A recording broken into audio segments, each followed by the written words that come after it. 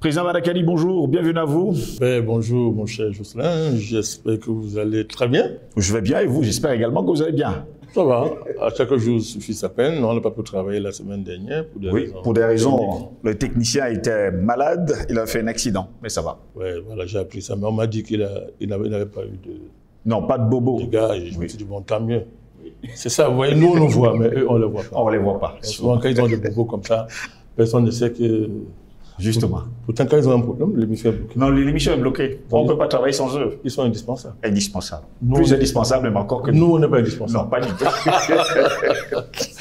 Mais je voudrais saluer tous ceux qui sont attachés à notre chaîne, qui fait son petit chemin tous les jours qui passent. Je suis content de te retrouver et voilà, j'espère que nous allons encore leur servir quelque chose de digeste. On l'espère bien. Voilà. Avec la grâce du bon et du grand Dieu.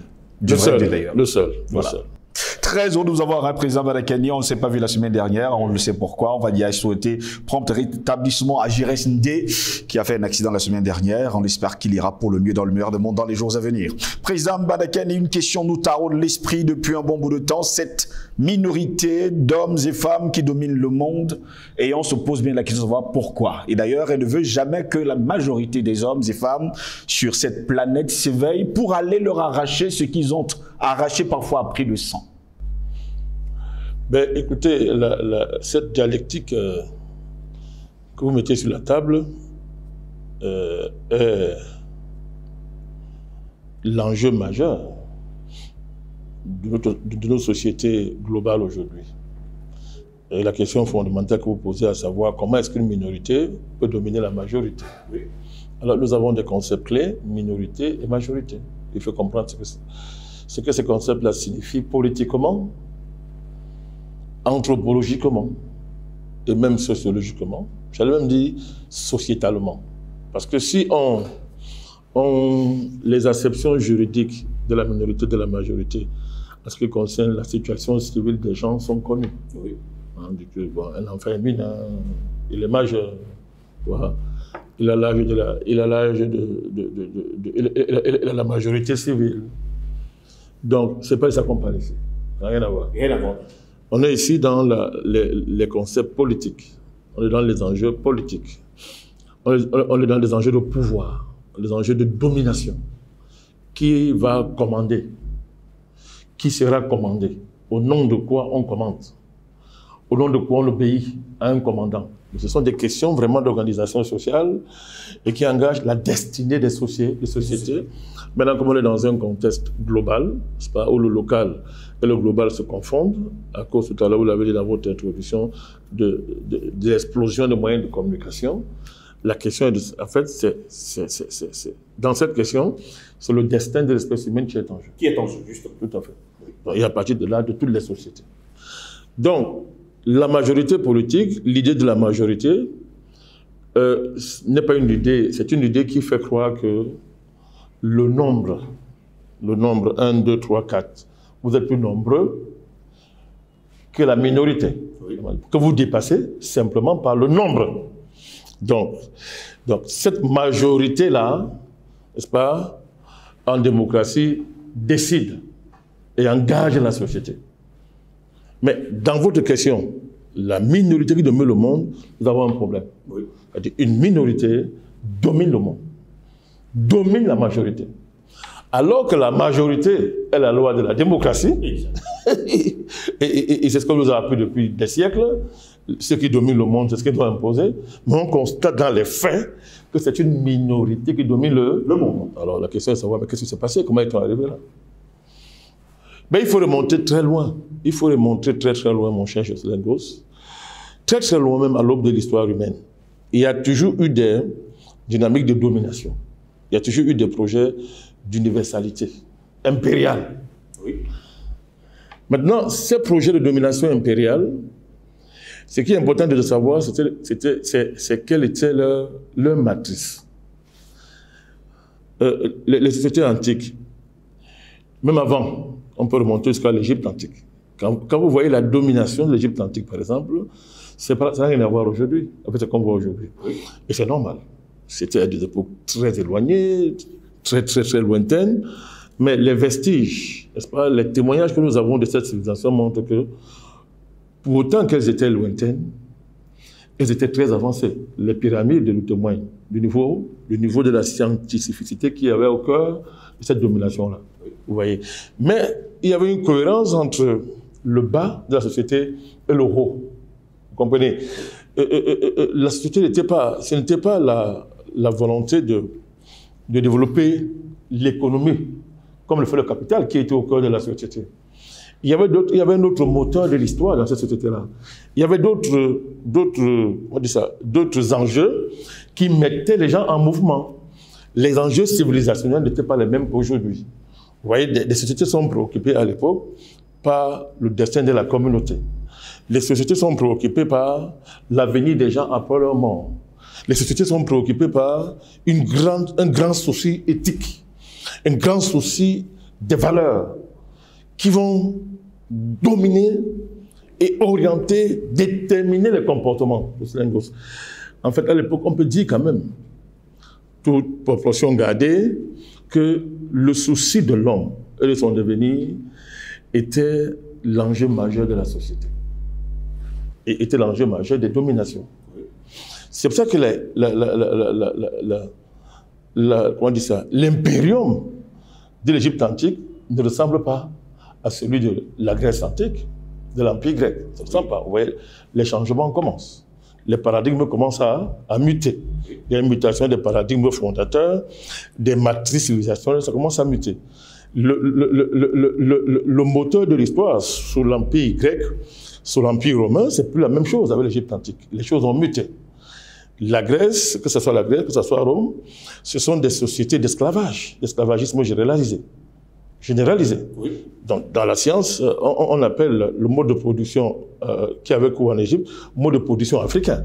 Ce n'est pas le capitalisme. L'enjeu, ce n'est pas la richesse. Le moteur, ce n'est pas les inégalités sociales sanctuarisées dans l'esclavagisme. La négation de la vie, de la valeur des gens, n'est pas ça l'enjeu. Mais avec la Grèce, ça commence. Avec la Grèce, l'esprit militaire se développe à un niveau extraordinaire. La guerre commence à se développer. Alors, vous allez comprendre ça si vous étudiez l'histoire de Sparte et d'Athènes, par exemple. Les guerres qui ont lieu dans la Grèce antique, les différentes guerres qui vont marquer l'Antiquité grecque, vous allez comprendre la mutation dont je parle. C'est-à-dire que la guerre devient quelque chose d'extraordinaire, se sophistique, et la violence, la sublimation de la violence commence à devenir le moteur de l'action du gouvernement. La guerre pour préserver les frontières, la guerre pour comment dire ça, asseoir la domination d'une classe sur le reste de la société, etc. Vous allez voir qu'est-ce qui est en cours, qu'est-ce qui porte cette société-là. Rome, c'est pareil. Rome, c'est grave. C'est l'empire esclavagiste par excellence. Oui, bien sûr, en Grèce, on va inventer le démos, comme par hasard. On va inventer le démos, la démocratie. Le démos, on va inventer le démos, la loi de la comment on appelle ça, la démocratie directe en Grèce, la République, l'État de droit sont l'apport, entre guillemets, des émulations sociales et politiques qui ont caractérisé la Grèce et Rome.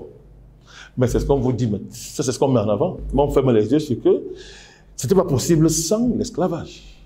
L'esclavage était la caractéristique majeure de ces sociétés.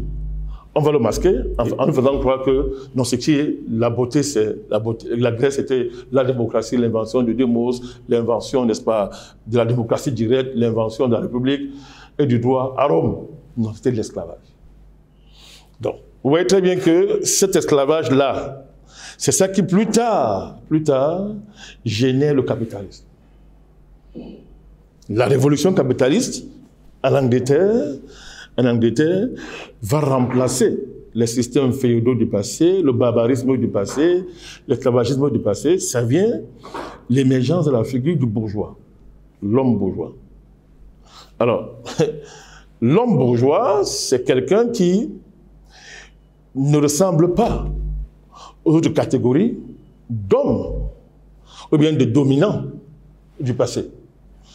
L'homme bourgeois, c'est quelqu'un qui émerge avec le capitalisme, mais aussi avec des modes de civilité qui sont liés au capitalisme. L'apparition de l'urbanité, n'est-ce pas, l'urbanité, de la modernité, avec tout ce que cela comporte. La Renaissance, on a connu la Renaissance, après on va voir les Lumières, n'est-ce pas, les Lumières. Donc, tout ça, ça va de pair, ça marche avec, n'est-ce pas, ça prend son... C'est-à-dire que ça prend son envol majeur avec la révolution capitaliste qui a lieu en Angleterre. Alors, et ça c'est l'événement majeur. Et à partir de là, il y a une rupture extraordinaire. Quelque chose d'extraordinaire se profile. C'est-à-dire que la manière dont on a pensé l'économie avant n'a rien à voir. Il y a une révolution extraordinaire au niveau de la technique, au niveau de la production. Et je voulais m'arrêter là, Justin Gosse. Dites ce que vous voulez. Une société, c'est d'abord essentiellement la production des moyens d'existence. D'abord. Les gens doivent manger. Pour penser, il faut manger. Les gens doivent s'habiller. Les gens doivent se loger. Les gens doivent se soigner. Et pour ce faire, ils produisent la richesse. Donc, les modes de production antiques pré-capitalistes, j'ai dit tout à l'heure, étaient pris en charge par des superstructures sociopolitiques qui commandaient l'économie, qui dominaient l'économie. C'est l'inverse qui va se produire avec le capitalisme. Le capitalisme, lui, maintenant, c'est lui qui patronne les superstructures. Parce que ceux qui contrôlent les moyens qui permettent de nourrir les gens, de les vêtir, de soigner les gens, bref, tout ce qui est nécessaire au fonctionnement matériel de la société, ben, ce sont des gens puissants qu'on ne voit pas. Ce sont des gens puissants qu'on ne voit pas. Dans la Grèce antique, ou bien à Rome, la Grèce antique, les bavards, les rhétoriciens qui allaient bavarder à l'agora, ne se souciaient pas de la production. Ce n'était pas leur problème. Eux, les esclaves s'occupaient de tout ça. Ils allaient bavarder parce que c'était des nobles et des hommes libres. Ils allaient bavarder. Et plus tard, ça va les jouer un tour. Ce sont les esclaves qui vont s'allier avec les hommes, comment dire, les sangs, comment on va dire ça, ceux qui n'étaient pas libres, parlons comme ça. C'est-à-dire, ils vont avoir une alliance pour les renverser. Pour les renverser. Parce que les aristocrates, à force de bavarder et de se préoccuper seulement, par exemple, de gérer les dieux, ont oublié l'importance des fonctions de production. Donc, lorsque, à la faveur de l'avènement du capitalisme, n'est-ce pas, ils sont complètement largués. Et le bourgeois, lui, il émerge. Le bourgeois n'est pas là pour adorer Dieu. Le bourgeois n'est pas là pour, cirer des grands airs. Il sait faire ça, mais ce n'est pas ça qui est important. Le bourgeois émerge pour démanteler les systèmes qui ont fabriqué les aristocrates, les nobles. Parce que le bourgeois, lui, il émerge et il se concentre sur la production. Il se concentre sur l'enrichissement. L'enrichissement. Je dois être riche. Je dois être riche. Je dois être riche. Et pour s'enrichir, n'est-ce pas, il doit avoir le capital. Il doit contrôler les moyens de production. Il faut qu'on comprenne ça très bien. Vous n'allez pas répondre à la question que vous avez posée là si vous ne comprenez pas l'enjeu de la production. Il est revenu à Karl Marx de penser de penser le capitalisme, d'en dégager les lois les plus fondamentales et de démontrer que la loi fondamentale des sociétés, c'est la lutte des classes. On peut critiquer ça, on peut même dire que ce que ça a produit comme idéologie pour régler les contradictions de la société, on a vu ça. Si on prend l'exemple du soviétisme, ça a fait date. Mais l'étude du capitalisme, la lutte des classes, le phénomène historique majeur du développement des forces productives, il est revenu à Marx d'en dégager les lois. Et de dire que l'histoire c'est ça. Que l'histoire se joue là. Que le moteur de l'histoire, ça se joue là. Et à partir de là, vous comprenez que ceux qui contrôlent la production et qui maîtrisent les circuits de l'enrichissement vont dominer la société. Alors, hier, ils avaient tendance à laisser aux philosophes, à laisser émerger d'autres secteurs, d'autres lieux où on produisait la connaissance. Ils laissaient ça. Et leur génie, justement, ça a été justement de ne pas, dans un premier temps, dans les premières phases du capitalisme, de laisser n'est-ce pas, l'intelligence y a émergé, une certaine société civile s'est développée, produit la philosophie politique, tout ça et consort. Parce que les révolutions qu'il y a à Athènes, ce sont des révolutions politiques. La démocratie antique, la révolution qu'il y a eu à Athènes, c'est la démocratie, mais c'est aussi l'émergence. L'émergence de l'autonomie de la pensée politique à l'égard de ce qu'on appelle les phénomènes de transcendance, c'est-à-dire de Dieu, si vous voulez. Oui. Donc, il y a cet apport-là qui commence. Ça va s'accélérer, n'est-ce pas, avec la Renaissance, jusqu'aux Lumières, où la raison s'émancipe, n'est-ce pas, de Dieu. De Dieu. Les bourgeois et les capitalistes, ils ont laissé ça. Ça les arrangeait. Vous comprenez? Ça les arrangeait. Au fur et à mesure que le capitalisme se développe, il concentre la richesse, il concentre la richesse. Plus il se développe, n'est-ce pas, il va aboutir à un phénomène extraordinaire qui est que les sociétés locales ne suffisent plus. Les territoires nationaux, les villes, les bourgs, les villes ne suffisent plus. Alors, on démantèle les systèmes de douane qui empêchaient l'agrandissement des marchés. Au fur et à mesure qu'on le fait, ça se développe. On arrive à un moment extraordinaire où, n'est-ce pas, le capitalisme s'internationalise. Il a désormais le monde comme horizon à dominer. Esclavage. Quand il arrive en Amérique, sous les auspices des Européens qui sont là en Amérique, fuyant les guerres des religions, il arrive là, il trouve les Indiens. Et pour prendre la terre, pour qu'on essaie de monopoliser la terre qui est un des premiers moyens de production, génocide des Indiens. Génocide des Indiens. Alors, ces génocides des Indiens correspondent même à des génocides intra-européens.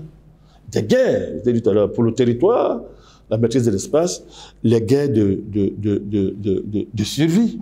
Les guerres de survie, je vous ai parlé tout à l'heure des conflits qu'il y a eu dans la Méditerranée, les guerres du Péloponnèse, les guerres qui ont opposé les Grèce, Athènes et Rome, Athènes et Sparta, les ligues qui s'affrontaient, n'est-ce pas? Mais ça va continuer.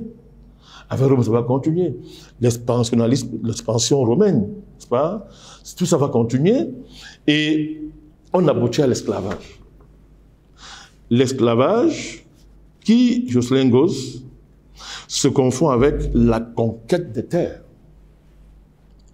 L'Amérique, pour réussir, ça a été la liquidation des Indiens et le Far West, la conquête du Far West. Une fois qu'on a conquis la terre, pour la mettre en valeur, il faut de la main-d'œuvre. On allait déposséder tout un continent de sa population pour l'amener en Amérique. Marx appelle ça l'accumulation primitive du capital. Et les gens vont s'enrichir. Les gens vont s'enrichir. Alors, l'internationalisation du capitalisme veut aussi dire que les moyens de communication se développent. Donc, on est capable de se déplacer sur de très longues distances. Donc, du point de vue global, il y a un raccourcissement progressif de la distance. On ne met plus longtemps pour atteindre les extrémités. L'horizon, mon cher Jocelyn Gosse, l'horizon. Donc, mais les gens qui contrôlent le développement des moyens de communication, qui développent la production et tout ce qui va avec, la technique, la guerre, les armes et tout, pour aller conquérir les nations, conquérir les peuples, conquérir les espaces et leurs richesses, c'est-à-dire ce qu'il y a en bas du sol, sur le sol, et ce qu'il y a au-dessus. Mais qu'est-ce que vous croyez? Ils accumulent la puissance. Ils accumulent la puissance. Et tout ce qui va là-bas comme loi d'organisation. Alors, quand on arrive à la phase de la globalisation, dans laquelle nous sommes aujourd'hui, cette classe est devenue une classe mondiale. Son niveau d'organisation se confond avec le globe. Elle a sous sa main tout. Désormais, maintenant, elle contrôle. Bon, elle a failli contrôler. Du moins, elle contrôle tous les instruments qui permettent de vivre. Tout. La nourriture, la production des moyens d'existence est sous le contrôle. Mais c'est passé autre chose. Je vous ai dit qu'hier, il ne se préoccupait pas beaucoup de vouloir être en première ligne sur le plan politique. Il ne se préoccupait pas de dominer la production de la pensée. Il laissait une intelligentsia le faire. Oui. Mais avec la chute de mur de Berlin, quelque chose va se passer. Les capitalistes décident, n'est-ce pas, de contrôler tous les outils qui favorisent la connaissance. Donc, non seulement ils maîtrisent les moyens de production, oui, mais maintenant, ils vont contrôler la pensée. Tout ce qui stimule la pensée, tout ce qui permet de savoir, de produire des savoirs sur le monde, sur le réel, ils mettent ça sous leur contrôle. Ça s'appelle le contrôle de la science. Ils vont contrôler la science. Oui. Ils vont contrôler les moyens de diffusion de la science. Ils vont même contrôler la production des récits qui nous parlent de l'au-delà, après la mort. Le contrôle des religions. Ils prennent le contrôle de tout, Jocelyn Gosse. Mais à partir de ce moment-là, la domination est établie. Elle est globale. Elle est totale. C'est ce qui explique qu'une minorité domine le monde. La minorité est petite sur le plan numérique, mais sur le plan de l'organisation. Elle est puissante. Elle est très puissante. Contrairement à la majorité qui n'est pas organisée, Jocelyn Gosse, oui, et qui a perdu la connaissance des lois de l'organisation, Jocelyn Gosse. C'est pour vous dire quoi? C'est pour vous dire que les concepts de majorité et de minorité, Jocelyn Gosse, n'ont de sens que par rapport à l'organisation, comment dire ça, qu'elle génère. N'ont de sens que par rapport au système d'organisation qu'elle génère.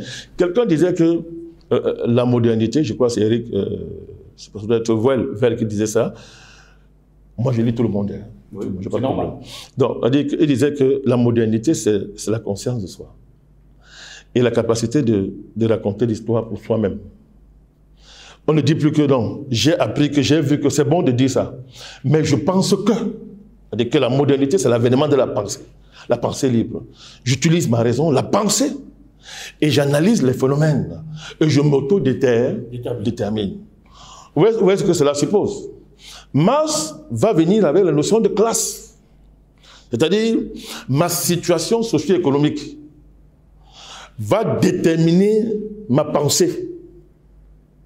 Et on s'organise, on parlait des prolétaires, en classe des prolétaires conscientes d'elles-mêmes. Et on fait la guerre à la bourgeoisie, les capitalistes. On leur fait la guerre. Parce que c'est la loi de l'histoire. C'est comme ça. Il n'y a pas d'autre rapport. Ce sont des rapports de guerre. De guerre. Il faut détruire la bourgeoisie et remplacer ça par le communisme. C'est Marx qui dit ça. Bon, on peut savoir ce que le communisme est devenu. Mais cette thèse-là est fondamentale. Parce qu'elle est en train de dire qu'une minorité qui ne dégage pas les moyens d'organisation de son destin, qui ne s'organise pas. Alors, une majorité n'est pas une majorité. C'est l'agrégat d'individus. C'est une somme d'individus. C'est-à-dire que c'est même moins qu'une foule. Hein.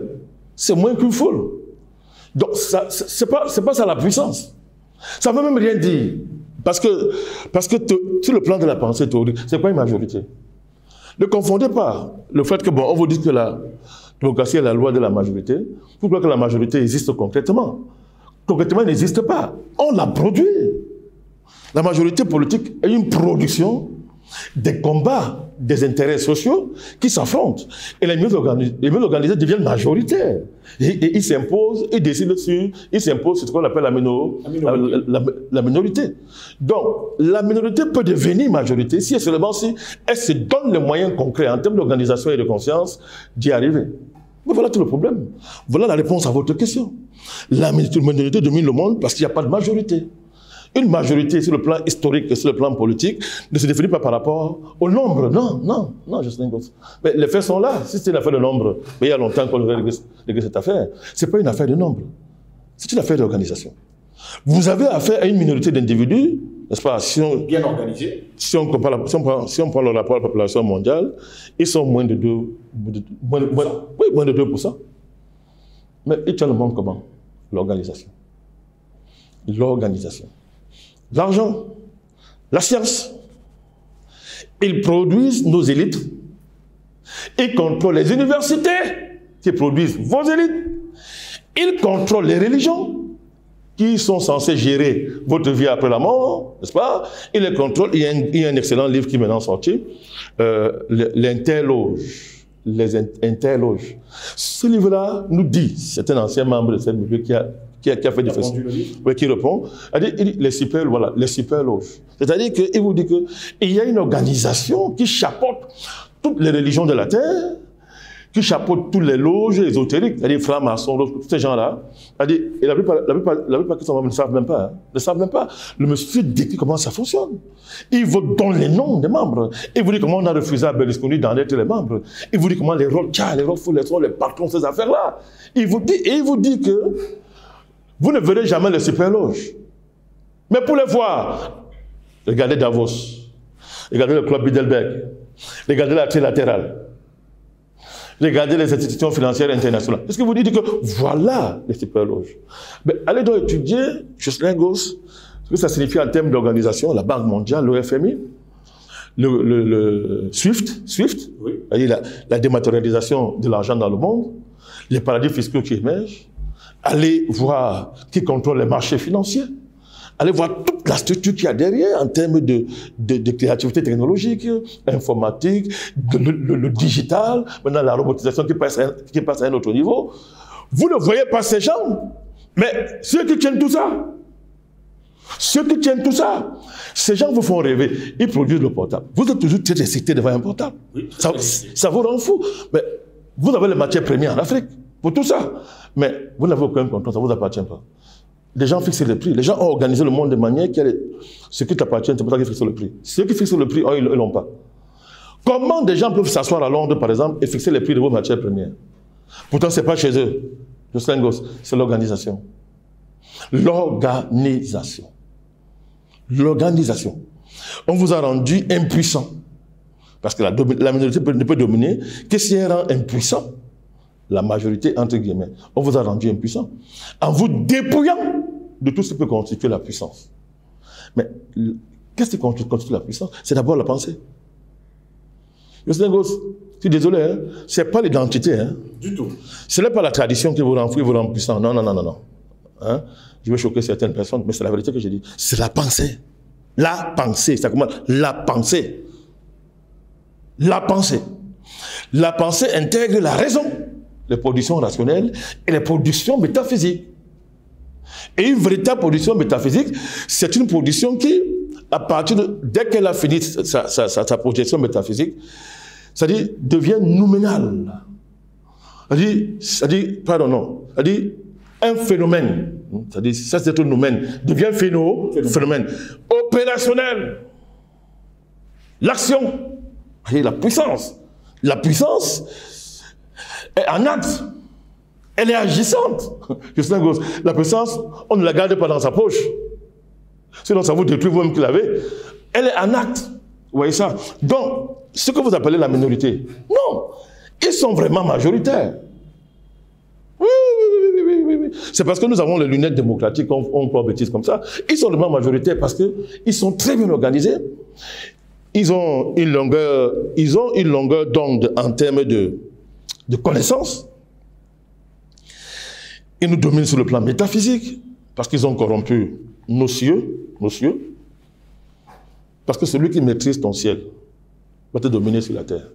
Ils contrôlent nos cieux parce qu'ils ont obscurci ces horizons célestes par le mensonge. Par le mensonge, je ne vais pas approfondir ça parce que ça va demander beaucoup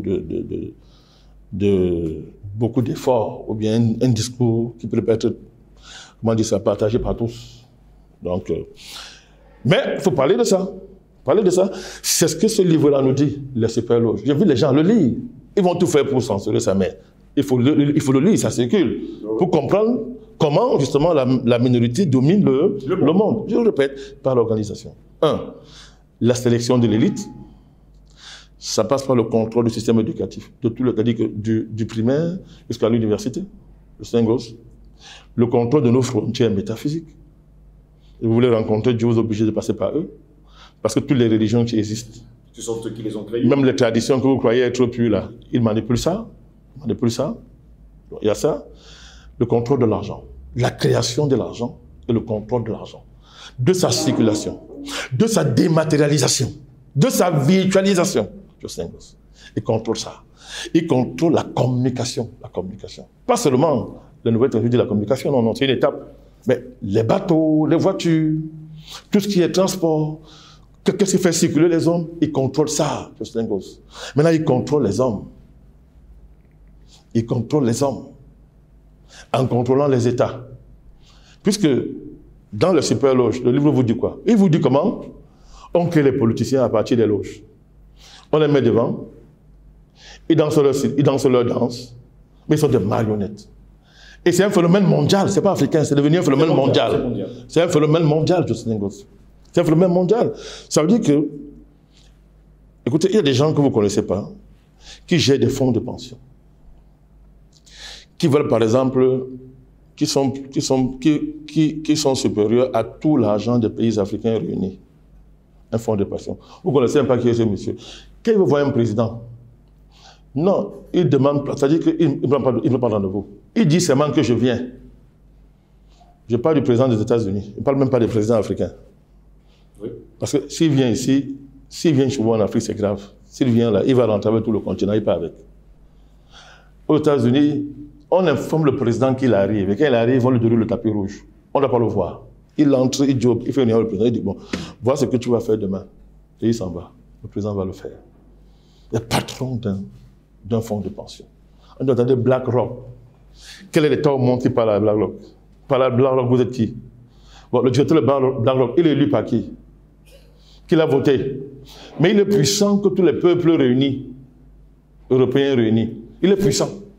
C'est le grand des électeurs. Parce que derrière BlackRock, vous avez ces familles organisées, vous avez ces propriétaires des moyens de production gauche. Mais maintenant, pas seulement des moyens de production, ils sont désormais propriétaires des moyens de production, mais aussi propriétaires des moyens de production de la connaissance. Ça, ils ont depuis la chute du mur de Berlin, ils ont dit qu'il n'y aura plus jamais une deuxième révolution communiste. On les a pris une fois, on les prendra plus deux fois.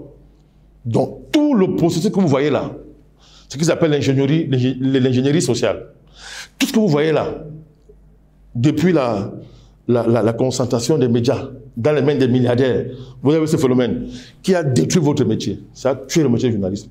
Vous allez partout en Europe, aux États-Unis, la presse, les médias sont dans les mains des milliardaires. Mais le débat est celui-ci. Mais que font les milliardaires avec les journaux?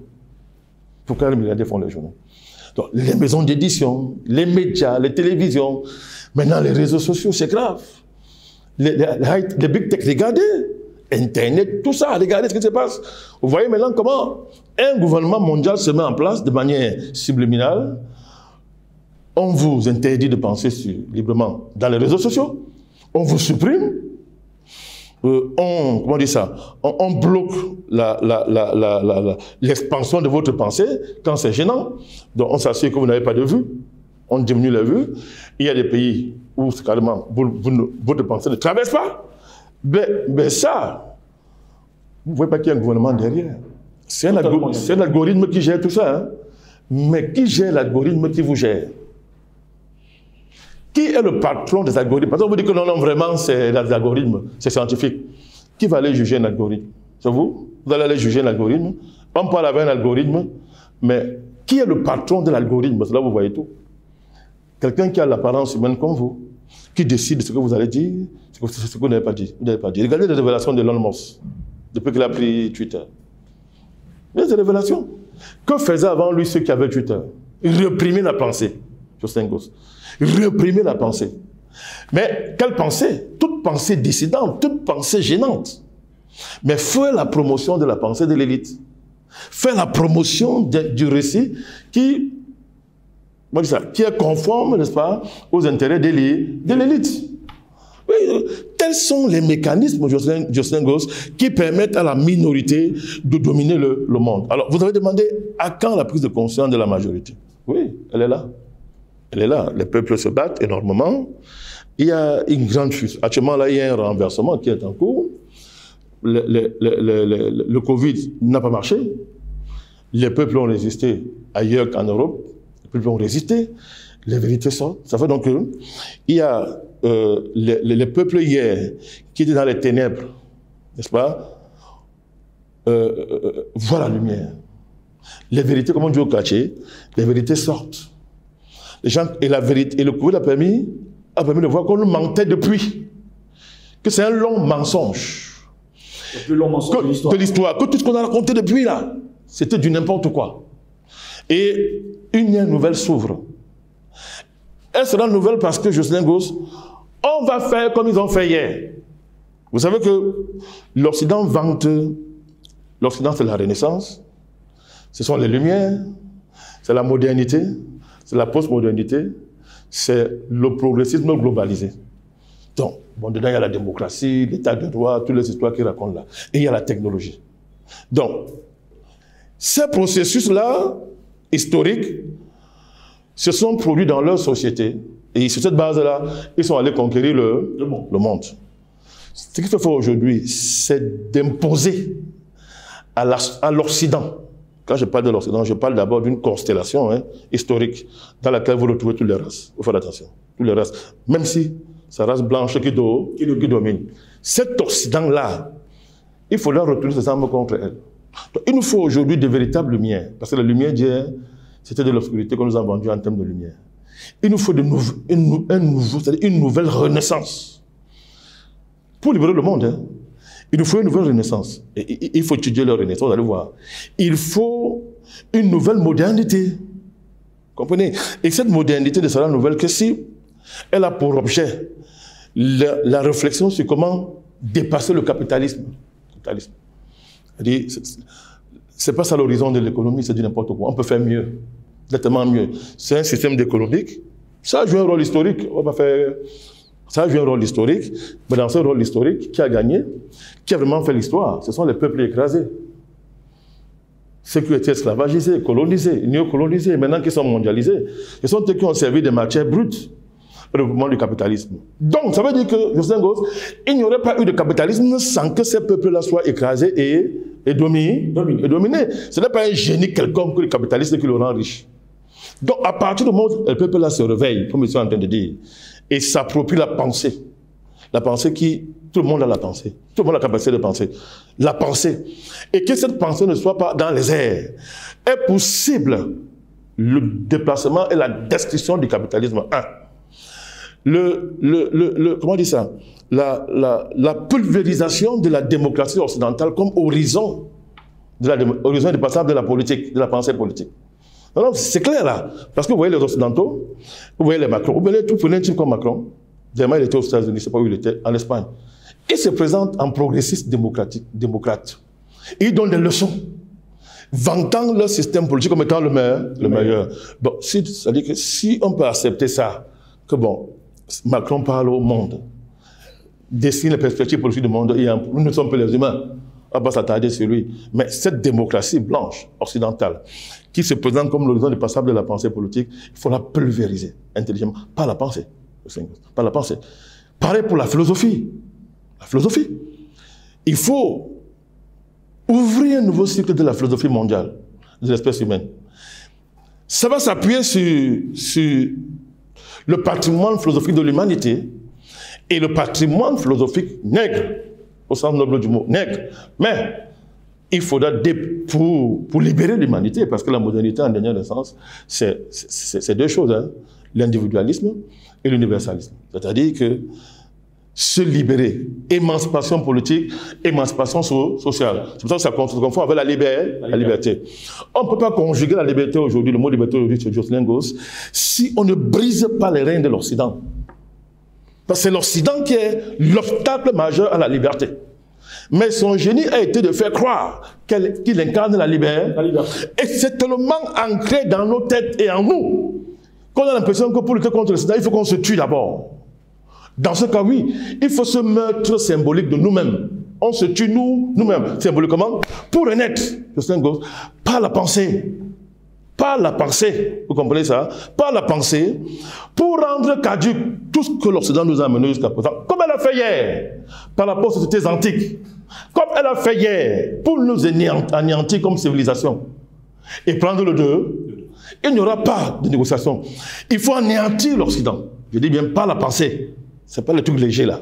Ce n'est pas la guerre, même s'il faudrait qu'on soit fort militairement. La guerre, c'est un moyen. Quand c'est nécessaire, on fait la guerre. Mais l'arme par excellence, ça sera la pensée. C'est-à-dire, pour attaquer les systèmes religieux qui existent là, et qui sont des prisons, il faudra pulvériser ça, Jocelyn Gosse. Comme il faudra attaquer les paradigmes sociétaux qui ont permis, n'est-ce pas, à l'Occident de parachever sa domination sur le monde en la globalisant. Quand je parle de paradigmes sociétaux, on revient à LGBT, tous ces machins, QU, machin, tout ça, les transgenres, tout ce qu'ils sont en train de faire là aujourd'hui, et qui permettent à des gens comme Trudeau, des voyous de ce type-là, les Macron, les Biden, de se présenter en progressistes, les George Soros. Parce qu'ils font croire que la liberté, c'est ça. C'est le transgenre, c'est le changement de sexe, c'est-à-dire que c'est le désordre de l'anarchie sexuelle. On nous ramène au temps primitif de l'humanité, quand l'homme n'était pas encore un homme. C'est-à-dire comme des chiens. On va jusqu'à faire l'amour avec des animaux. Le mariage homme-animal. C'est-à-dire que tous ces paradigmes sociétaux, ils appellent ça le progrès. Mais il nous faut une pensée puissante pour démontrer que ce n'est pas ça le progrès, ça n'a jamais été ça le progrès. Vous allez voir que quand ils disent tout ça, observez, il y a un tabou. On ne parle jamais de la richesse. Regardez très bien, hein? Tout est susceptible d'être, comment on dit ça, de subir le bistouri du progrès, d'après le discours de ces voyous-là. Tout. La religion, nos identités traditionnelles, les racines des peuples, tout. Notre conception de Dieu, notre conception de la sexualité, de l'école, tout ça, c'est-à-dire que doit passer sur le bistouri de leur progrès. Mais la propriété privée. Essayez de tenter, vous allez voir le vrai. Leurs comptes vont sortir. Leurs comptes qui cachent là, ça sort. L'argent. Tentez l'argent. Allez tenter d'arracher l'argent au Rothschild. Et allez arracher les monopoles qu'ils ont sur l'argent là. Allez arracher ça. Elle dit que, oui, c'est ça. Ces tabous-là, on pense tout, mais on ne pense pas à la propriété privée. On refuse de remettre en cause le fait que des gens sont hyper riches, que des fonds de pension existent, qu'il y a les paradis fiscaux où il y a plein d'argent, pendant qu'on tue les gens en France pour une forme de retraite de vampires. J'ai fait un clin d'œil au peuple français. Nous apportons tout notre soutien dans le combat qu'ils mènent en France. Il faut qu'ils chassent Macron du pouvoir. Ils doivent refuser cette réforme-là. Parce que l'argent qu'on veut économiser pour financer les retraites, c'est l'argent des beignets de Rothschild. C'est l'argent des beignets. Mais il faut aller prendre ça. Il faut aller prendre ça, par exemple. Vous voyez qu'il y a des tabous dont il nous est interdit de toucher. Ces tabous-là. Et voilà les dieux. Voilà le vrai Dieu. Voilà leur Dieu. L'argent. La domination par les moyens les plus maléfiques.